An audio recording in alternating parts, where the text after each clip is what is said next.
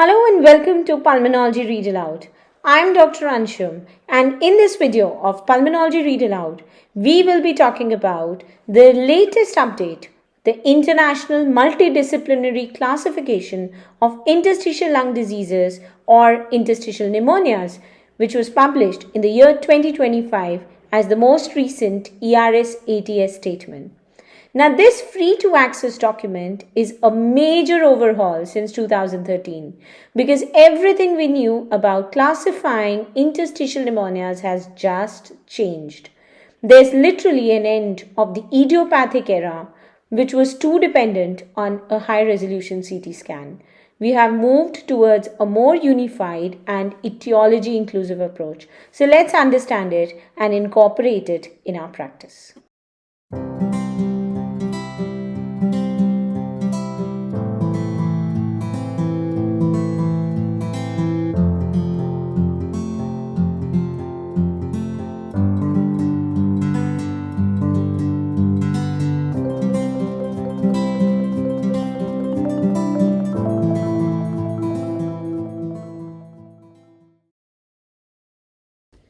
So this document, which is an official ERS ATS statement, involves 32 global experts, and for the very first time, it also involves 2 individuals with a lived experience of ILD.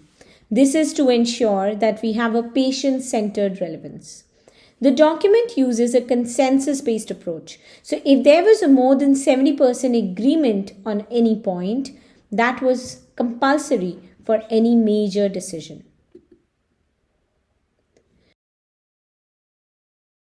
So can I summarize the 4 key pillars of the 2025 update? So the 4 key changes or the pillars of this latest update include: number 1, an expansion beyond idiopathic entities, which means that secondary causes of each entity can also be a part of the classification or description, and you'll understand what I mean when we go further. Number 2 is the new subcategories, and this is very important, and you will start hearing all about it in a lot of deliberations and scientific seminars going forward. The new subcategories and the updated terminology. BIP, AMP, and IDAD have a complete new definition as compared to their previous counterparts. BIP, which stands for Bronchiolocentric Interstitial Pneumonia, has been added as a major pattern, and acute interstitial pneumonias have been changed to idiopathic diffuse alveolar damage, while desquamative interstitial pneumonia has been changed to terminology Alveolar Macrophage Pneumonia. So it's very important to notice that. Number 3, there has been a subclassification into 2 main histopathological kind components, which include interstitial or alveolar filling disorders.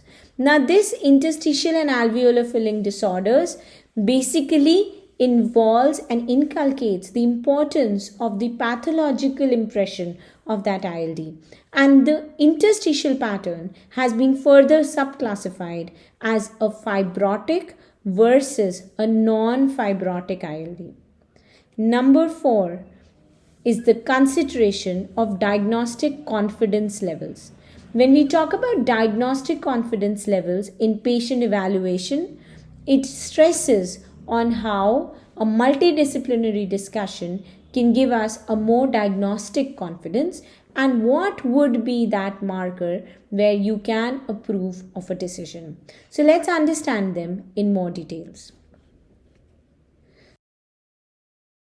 So interstitial pneumonia, the term which is the highlight of the document, the title, has been retained, while the document also emphasizes that the term interstitial lung disease can also be used to refer to these disorders. But it has been retained as interstitial pneumonia without the idiopathic component. The idiopathic interstitial pneumonia part has been removed because now it will involve both idiopathic and secondary causes of that particular pattern. This unified classification kind of integrates all the causes based on the pattern that we are seeing, irrespective of whether it was idiopathic or secondary, to determine what treatments will be needed. If you look at the 2002 classification of DPLD, there was this distinctive idiopathic interstitial pneumonia pattern where the distinction was made into idiopathic pulmonary fibrosis and idiopathic interstitial pneumonias other than idiopathic pulmonary fibrosis. And then this was further subclassified into DIP, AIP, NSIP and others. This has completely shifted over the following years. What happened in the 2013 classification?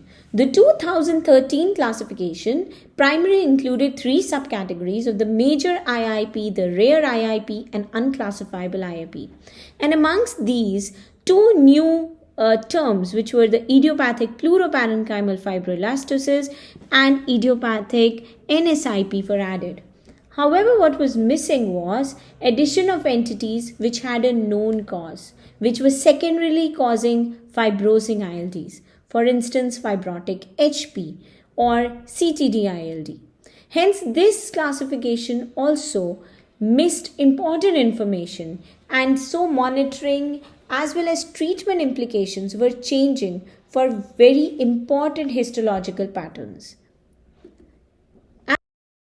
So now we have the 2025 classification, which has expanded beyond just idiopathic categorization of interstitial pneumonias.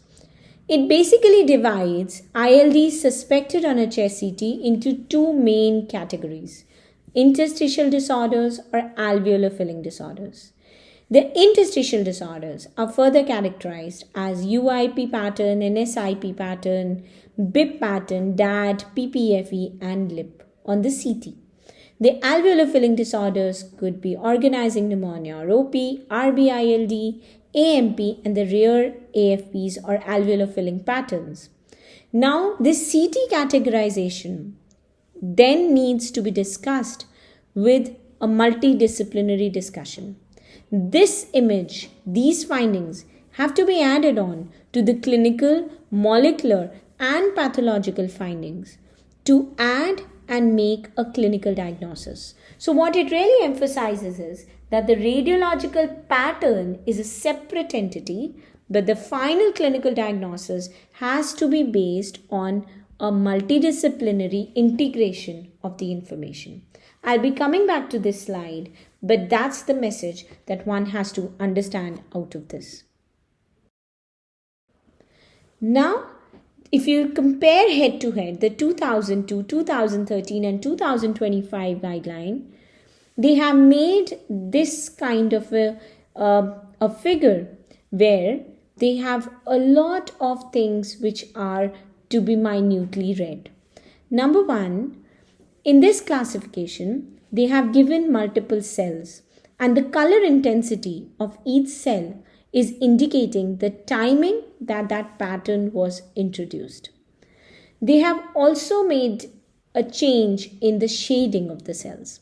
The lighter shading has been given for more recently introduced patterns, and they've given gray boxes to represent headers of the category in which that classification was made. So if you look at this, you are also seeing certain patterns and certain areas where there are solid bars. For instance, here in front of IPPFE.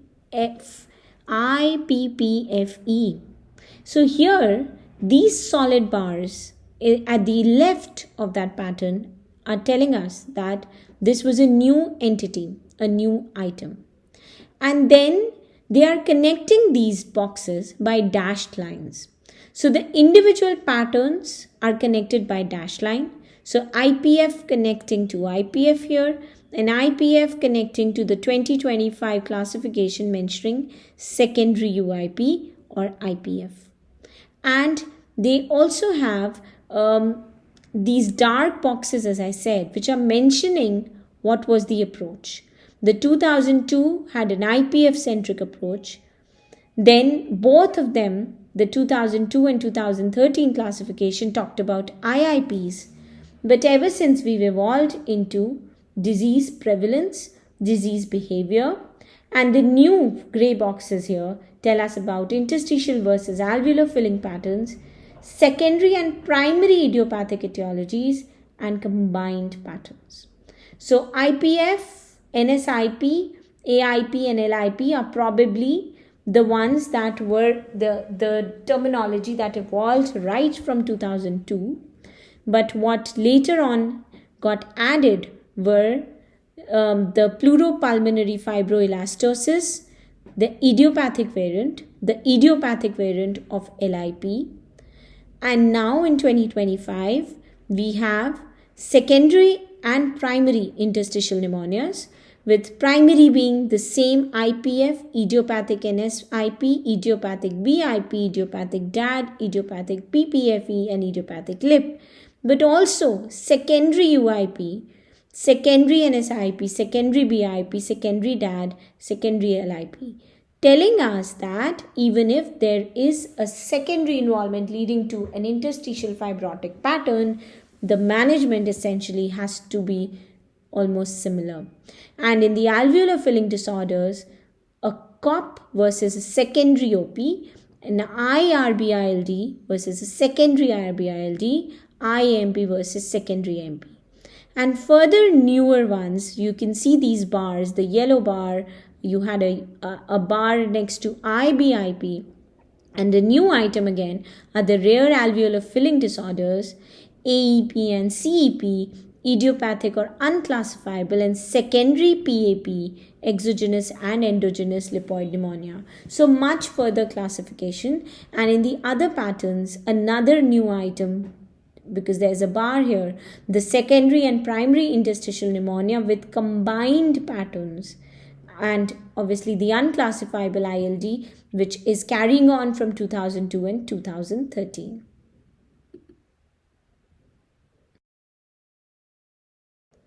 Let's break it down further, and this table has been beautifully given in the guideline, which talks about the patterns and the major clinical, radiological, pathological diagnosis. Again, emphasizing that there is a distinction between the pattern and the multidisciplinary diagnosis. For example, NSIP is a pattern, while idiopathic NSIP is a multidisciplinary diagnosis. So, when you look at the interstitial patterns and you're looking at the alveolar filling disorders, you are trying to make a secondary diagnosis or a primary diagnosis. Now, secondary diagnoses have been listed here before the primary diagnosis because that's also with a thought in mind. And the thought here is to emphasize the importance of excluding an underlying cause before considering a diagnosis to be primary or idiopathic. So when we are looking at UIP pattern, the first thing that should come to our mind is it a secondary UIP, secondary to say CTD or HP or a drug? And if we are not able to rule out, then our primary diagnosis could be an IPF or an idiopathic UIP. For NSIP, we are looking again at secondary NSIP first, which is more common in connective tissue diseases as compared to HP, and if not, then it's an idiopathic NSIP. For a BIP pattern, we're looking at secondary BIP, and although HP seems to be almost like a hallmark of BIP pattern, it may be present in other situations also. So here also, HP much more than a CTD, but it could also be in things like aspiration, inhalational exposures, or with medications. If not, then it could be an idiopathic BIP as again a provisional diagnosis. A DAD pattern could be secondary because of multiple causes or idiopathic. A pleuropulmonary fibroelastosis could be secondary where you are seeing IPF or CTDs or HP or radiation patients or transplant patients or patients post-infections, or could be idiopathic. A LIP could also be secondary or idiopathic. When you talk about alveolar filling disorders, organizing pneumonias are highly common to be secondaries, post-infectious in a lot of cases, but they could be cryptogenic. RBILDs are mostly secondary due to smoking, but they could also be idiopathic. AMPs could be because of smoking or idiopathic, or the rarer forms, or they could be combined forms where you could see NSIP along with organizing pneumonia, or a UIP along with pulmonary fibroelastosis, or they could still be unclassifiable. So rule out secondary. If not, then only it becomes idiopathic. So what are the new subcategories? This is the second change or the second pillar of this classification. So typically, the pathological, radiological and clinical factors of major IIPs have never been combined in such clarity as in this document. So if you look at the interstitial patterns of UIP, this table gives you the clinical presentation of how it's a chronic onset illness which can progress, which can rapidly worsen, and risk factors could be more in elderly, especially more in those with smoking history. It gives you a radiological feature where you would expect subpleural, lower lung, craniocaudal predominance with fibrotic changes, traction and bronchiectasis, and honeycombing, which is typical of a typical UIP, and the pathological patterns of dense fibrosis, fibroblastic foci, and a predilection for subpleural and paraseptal space with honeycomb change. They've also beautifully given how NSIP could present, again with a chronic onset, but it could progress to fibrotic or it may not, with a potential for worsening, especially when there are organizing pneumonia concurrently, and with risk factors in younger people and often with a CTD background. They also mention how radiologically NSIP would have lower lobe predominance but with a typical subpleural sparing, ground glassing and fine reticulation but no honeycombing, and how pathologically it could be either cellular or fibrotic. And in a BIP pattern, the presentation could be non-fibrotic as an acute subacute respiratory symptom, but with fibrosis you will have progression and rapid worsening, and you could have radiologically a ground glass nodule, centrilobular, mosaic attenuation, the 3 density pattern, or in fibrotic you could have traction bronchiectasis, again with mosaic attenuation, air trapping, and features overlapping with non-fibrotic. But the pathology may be different in non-fibrotic versus fibrotic, but always bronchiolocentric. So this beautiful table kind of shows us how a pattern on a biopsy with radiology, with clinical, and all of this combined will be able to give you a diagnosis. This is further description in a similar manner of diffuse alveolar damage, pleuropulmonary fibroelastosis and lip. And here I will have a second video on glossary of ILDs coming soon, where we are going to discuss all of these in detail. Coming to alveolar filling patterns again, how organizing pneumonia, RBILD, AMP and rare AFPs can present in different clinical, radiological and pathological factors. So look out for the coming video for a clear distinction and a glossary. The third pillar has been the strategic subclassification. And here, as I read aloud this 2002-13 and 25 differentiation, you can see how well there's been a subcategorization into not only the type but also into fibrotic and non-fibrotic components. So interstitial, alveolar filling, mixed pattern and unclassifiable are the 4 major subcategories which are coming out of this statement.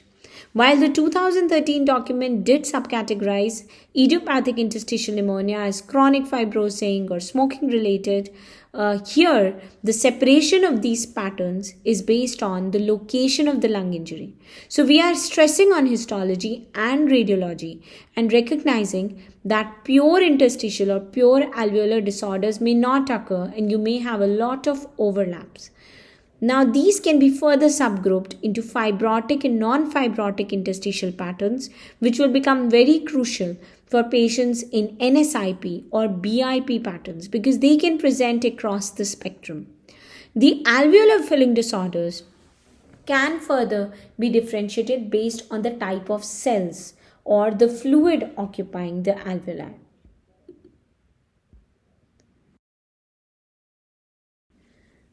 The fourth major pillar has been consideration of diagnostic confidence. And this becomes important because you need to know how confident a diagnosis is or whether you would need further investigations, say a biopsy. So according to this document, a confident diagnosis can be made if there is more than 90% certainty based on the clinical, radiological, and pathological profile. A provisional diagnosis can be made if there is 51 to 89% certainty. An unclassifiable pattern can be mentioned if there is less than this 50% certainty, and you would need 70% confidence to initiate treatment for any patient.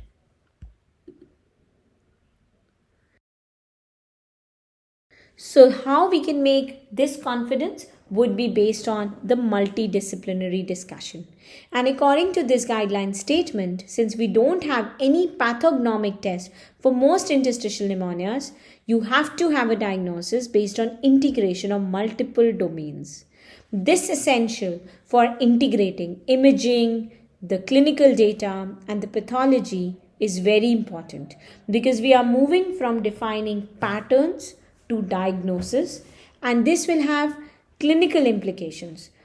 There have been studies quoted in this document where they mention that clinicians often use 70% confidence in diagnosing IPF as sufficient to support management decisions and they don't need invasive further tests. So here again, the committee members have adopted this approach histologically and radiologically, and they've assigned confidence of an individual imaging or a biopsy pattern on how likely you can get the correct diagnosis. So we first identify a radiological pattern. We separate that into interstitial versus alveolar filling pattern. We integrate the clinical and lab data. For instance, you need an autoimmune serology. And then we add invasive tests like biopsy if needed. So the committee suggests that, for instance, if you are reporting a pattern which suggests BIP pattern, then you report it as a BIP favoring HP, but you also consider the differentials like CTD-ILD and drug-induced ILD, and you do the testing which is available to reach to that clinical diagnosis. And then this multidisciplinary diagnosis can be taken if you have a more than 70% confidence. So the proposed approach to classify any fibrotic ILD would thus be to see if there is a leading diagnosis that meets the criteria. And if you have a more than 90% confidence, then you have made a confident diagnosis. If it does not meet the criteria closely, is there any leading diagnosis which has more than 50% confidence? If yes, then that becomes your provisional diagnosis. It will be a high confident provisional diagnosis if it's more than 70% and a low confidence provisional diagnosis if it's above 50%. And if you cannot distinguish it to a leading diagnosis, then they become unclassifiable ILDs and you have to rule out by further investigation and ruling out further differential diagnosis. So with that, I shall be concluding this video. In my next video, I have a glossary of the major patterns identified radiologically, and on histopathology. I would also be taking up the newly updated ERS ULAR guidelines on connective tissue disease associated ILD in my coming videos. So, till then, happy reading and don't forget to share this channel with your friends, to like and subscribe. Bye bye.